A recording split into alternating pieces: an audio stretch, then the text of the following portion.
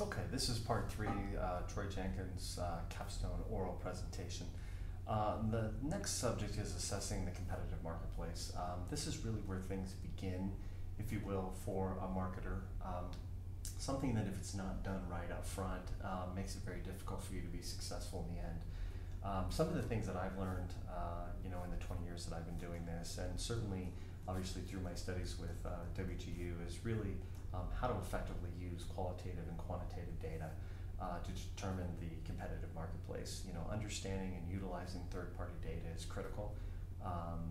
And then really, for me, taking that data and then really, understanding and conducting interviews with focus groups from key segment leaders is something that I think you can do, focus groups of 10, you can do one-on-ones, but really get to those key segment leaders who understand exactly what's going on.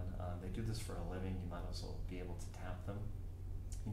Certainly understanding and researching your competitors' price, product, promotion, and place, the 4 Ps. You've done it for your clients, but you need to do it for your competitors as well. And really developing a matrix of all your competitors with respects to their products and services in a given industry and how they relate to yours.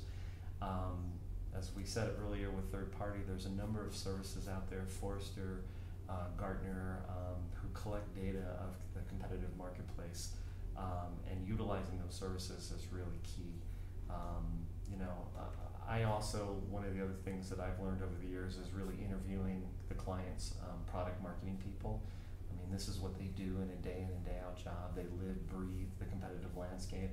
And really what I'm trying to do there is get their perspective, and then obviously with the understanding that I've done my homework and really sort of validating the findings, where are those gaps, providing a gap analysis between what is known and what is not known, I think is really, really crucial, if you will, in terms of really understanding the competitive marketplace.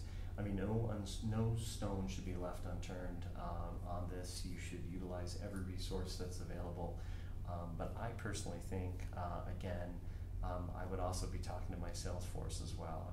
They're out there selling day in and day out, and I would be, talking to them in terms of what they're going up against, where they're sort of falling down, maybe on price or product or, technology or innovation, wherever it is. I think they're a really good asset in terms of assessing the competitive marketplace.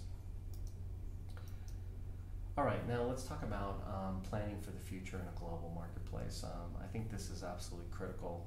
It's something that my clients particularly are thinking about on a day in and day out basis. And really it's understanding what exactly global marketplace is. I think that really is step one.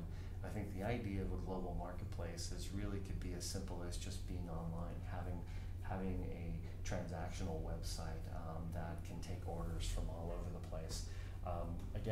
Once you understand what the competitors are doing, then you would also take a look at other technologies and innovation. I think everything we've talked about on the previous slides really sort of leads up to how you go about planning. I think developing key ideas on how to stay competitive and the actions required to integrate those technologies and innovation is critical. For us, I develop what I call a scope document, and that's really sort of, outlining, what does the future look like, on what are the required assets and things that I either currently have or don't have based on current conditions, and how a rollout of a particular product or service would impact the global marketplaces and the additional factors that may not currently be present but would be present with a specific rollout. I think understanding the market dynamics, if you will, from a global marketplace is key, and really developing strategies for penetrating into those key segments. I think the last and final thing, and it's something that companies struggle with on a day in and day out basis, and that is really aligning your sales and marketing organization to compete on the benefits of your products and services. The sales and marketing constantly, and most organizations, are sort of headbutting, and I think in order for for a future in the global marketplace, I think it is critical for companies of any size, small, medium, or large, that have their sales and marketing organizations aligned, especially when it comes down to messaging. understanding what is the message that marketing is putting out, matches how salespeople are selling, and then really sort of understanding the different dynamics, if you will, on different platforms that exist for a particular global market rollout. So in conclusion, I really appreciate the time that you spent in terms of reviewing this video. I'm going to go through a couple things. My field of choice obviously is advertising. I have 20 years experience in developing world-class brands for technology and consumer clients.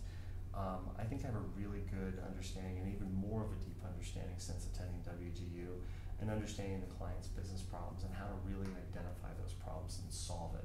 I still believe that is the number one priority for any marketer out there, is really understanding the client's problems before you can actually begin to figure out what a solution is. Having a deep understanding of the competitive landscape is critical, and the internal and external factors contributing to the success or failure of a product or service. I put internal there because I think that is just as key. I think you can find out all the things you want on a competitor, but if your systems inside a particular client are not there, well, you have to understand really what are the dynamics of the internal factors that exist at a particular client's company. You need to become an extension of the client's marketing team. I think that's absolutely critical. You need to become an authority, if you will, on the client's business. It's all about trust in the business that I currently have chosen, and if you don't have trust of your customers, you have zero chance of actually being successful. And then, the other thing is you have to learn from your past mistakes. You have to constantly be testing new concepts, because I believe that is absolutely critical. And the final word that I'll leave you is that for any marketer out there, you need to listen. Listening to a client and asking the right questions at the right time will actually guarantee your success and certainly make for a better product in the end. I thank you for watching my oral presentation.